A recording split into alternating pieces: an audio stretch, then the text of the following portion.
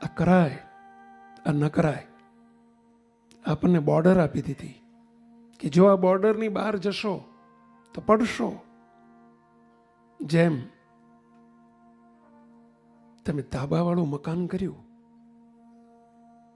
ધાબાની ચારે બાજુ પેરીફીટ ના હોય તો, પેરાફીટ ના હોય તો શું થાય? અને એમાં ઉત્તરાયણનો દિવસ હોય ને પતંગ ચડાવતા હોય તો કેટલો ભયસ્થાન રહે.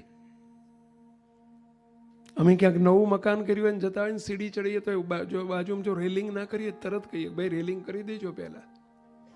રેલિંગ શાના માટે છે? પેરાફીટ શાના માટે છે? તમે બ્રિજ, મોટા મોટા બ્રિજ હોય, બ્રિજની બે બાજુ જો પેરાફીટ ના હોય તો કેટલા વાહનો પડે, કેટલું જાનમાલનું નુકસાન થાય. આ પેરાફીટ છે, આ બાઉન્ડ્રી છે, પેરાફીટ છે. તો શિક્ષાપત્રી બીજું કોના માટે છે? જેને મોક્ષ જોતો છે એના માટે છે, જેને ભગવાનને રાજી કરવા છે એના માટે છે,